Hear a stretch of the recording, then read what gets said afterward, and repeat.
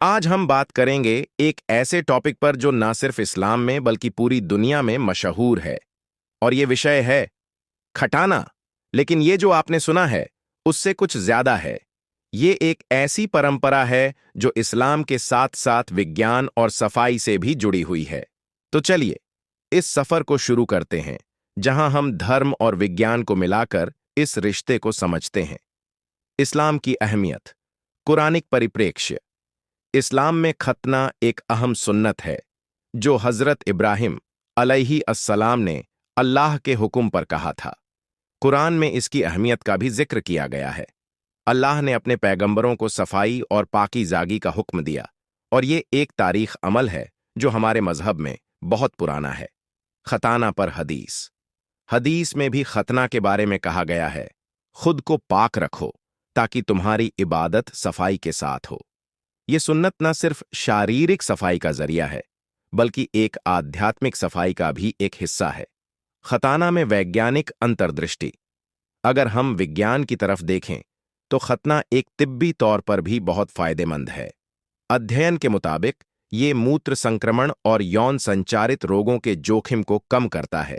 ये सफाई को सुधारता है और त्वचा संबंधी समस्याओं को दूर करता है। चिकित्सा सहायता। एक अध्ययन के मुताबिक खतना से स्वच्छता बेहतर होती है, जो जीवाणु संक्रमण को कम करता है। और सबसे जरूरी बात, ये प्रक्रिया आपको भविष्य के संक्रमण से बचाती है। विश्व भर में सांस्कृतिक महत्व। ये परंपरा सिर्फ इस्लाम तक सीमित नहीं है, ये यहूदी और ईसाई परंपराओं में भी है, और हर संस्कृति में अपनी एक खास अहमियत रखती है। जैसे कि तुर्की में खतना के वक्त भव्य समारोह होते हैं और ये एक उत्सव का हिस्सा प्रतिबंध जाता है। ऐसे समारोहों में परिवार और समुदाय की भागीदारी बहुत होती है। मजेदार तथ्य। मुझे याद है, टर्की में कुछ जगह पर खतना के बाद लड़के को लिटिल प्रिंस कहते हैं और उनको एक स्पेशल सेलिब्रेशन मिलता है। तो ये समारोह सिर्फ मजहबी नहीं बल्कि एक सामुदायिक जुड़ाव भी होता है। आम मिथकों को दूर करना।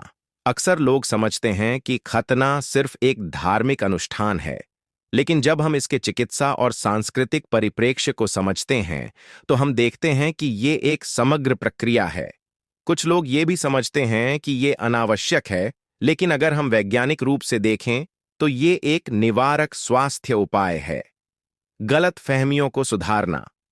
और सबसे जरूरी बात, खतना का मतलब ये नहीं कि उसके आपके व्यक्तित्व में या आपका धार्मिक स्तर पर बदलाव हो जाता है। ये बस एक सफाई और शारीरिक स्वास्थ्य के लिए है। तो सबसे पहले बात करते हैं कि खतना कैसे किया जाता है। खतना एक सर्जिकल प्रक्रिया है जो आम तौर पर डॉक्टरों या प्रशिक्षित पेशेवरों के द्वारा किया जाता है। इसमें चमड़ी, जो पुरुष जननांग क्षेत्र के ऊपर होता है, को हटा दिया जाता है। यह प्रक्रिया एक छोटा ऑपरेशन है जो लोकल एनेस्थीसिया के साथ किया जाता है, जिसके मरीज को दर्द नहीं होता। ये ऑपरेशन आमतौर पर कम उम्र में या बचपन में किया जाता है, लेकिन कुछ लोग वयस्क उम्र में भी खतना करवाते हैं। इसमें चमड़ी को पूरा या कुछ हिस्सा हटा दिया जाता है, जो एक बांझ वातावरण में बहुत सावधानी से किया जाता है। ये प्रक्रिया थोड़ा समय लेता है और उसके बाद कुछ दिनों तक उपचार प्रक्रिया होती है, जिसमें थोड़ा दर्द हो सकता है, लेकिन उचित देखभाल लेने पर यह काफी जल्दी ठीक हो जाता है। अगर हम बात करें कि ये प्रक्रिया क्यों किया जाता है, तो इसके कुछ महत्वपूर्ण कारण हैं। इस्लामी शिक्षाएं, स्वास्थ्य लाभ और सांस्कृतिक महत्व। सबसे पहले, इस्लाम में खतना को एक सुन्नत माना गया है। हजरत मोहम्मद सल्लल्लाहु अलैहि वसल्लम ने अपने अनुयायियों को खतना करने का हुक्म दिया था, क्योंकि ये पवित्रता और स्वच्छता को बढ़ाने का एक तरीका है। कुरान में भी सफाई और पाकीज़ागी पर जोर दिया गया है। अगर हम हदीस की बात करें तो हजरत मोहम्मद सल्लल्लाहु अलैहि वसल्लम ने एक बार कहा था, फितरतन 5 चीजें हैं, खटाना, मुश्त, नाखून कितना और भी चीजें। ये सब चीजें इस्लाम के अंदर स्वच्छता और सफाई को बढ़ाने के लिए हैं। अब अगर हम विज्ञान की बात करें तो खतरों से काफी स्वास्थ्य लाभ भी मिलते हैं। वैज्ञानिक अध्ययन से साबित होता है कि मूत्र मार्ग में संक्रमण, यूटीआई और यौन संचारित रोग एसटीडी का खतरा कम होता है। ये संक्रमण से बचाव के लिए एक महत्वपूर्ण कदम है। एक और फायदा यह है कि ये स्वच्छता में सुधार करता है। चमड़ी को हटा देने से बैक्टीरिया और कीटाणुओं का विकास रुका है, जो संक्रमण का कारण बन सकता है। इसलिए ये एक निवारक स्वास्थ्य उपाय है जो दीर्घकालिक में फायदेमंद होता है। और जब हम सांस्कृतिक महत्व की बात करते हैं, तो कई संस्कृतियों में खतना को एक महत्वपूर्ण अनुष्ठान माना जाता है। जैसे तुर्की और मध्य पूर्वी देशों में खतना एक भव्य समारोह बन जाता है। ये उनकी संस्कृति का एक हिस्सा है और ये अपनी पुरानी परंपराओं को कायम रखने का एक तरीका है। अब सवाल ये उठता है कि अगर खतना ना किया जाए तो क्या होगा? इस्लाम में इसकी कोई विशिष्ट सजा नहीं है, लेकिन इसके धार्मिक और स्वास्थ्य जोखिम हो सकते हैं। जब हम खतना नहीं करते तो हम अपनी आध्यात्मिक और शारीरिक सफाई को समझौता कर रहे हैं। अगर हम स्वास्थ्य के नजरिए से देखें तो खतरा न करने से संक्रमण का खतरा बढ़ सकता है, जैसे कि मूत्रपथ के संक्रमण, यूटीआई, फंगल संक्रमण और यौन संचारित रोग, एसटीडी। ये संक्रमण उपचार के बिना स्वास्थ्य जटिलताओं का कारण बन सकते हैं। इसके अलावा जब हम स्वच्छता बनाए नहीं रखते तो बैक्टीरिया का विकास ज्यादा हो सकता है, जो जलन, चकत्ते और संक्रमण का कारण बन सकते हैं। सांस्कृतिक रूप से अगर आप खतना नहीं करवाते हैं तो कुछ समुदायों में ये एक पारंपरिक और सामाजिक पहलू को समझौता कर सकता है, जहां ये एक महत्वपूर्ण हिस्सा होता है। ये जरूरी नहीं कि हर समुदाय में हो, लेकिन कई जगह पर ये उम्मीदें होती हैं। अब बात आती है खतना का सही समय क्या है। बहुत लोग इस सवाल को लेकर कंफ्यूज होते हैं।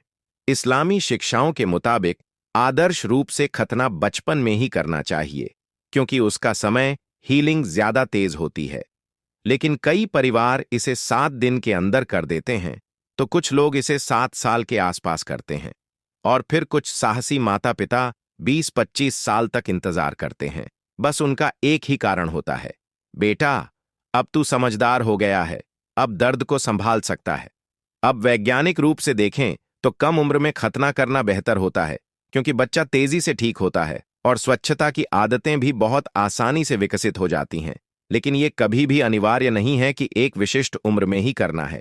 अगर आप देर करते हैं तो थोड़ा कठिन हो सकता है, लेकिन अभी भी है प्रबंधनीय।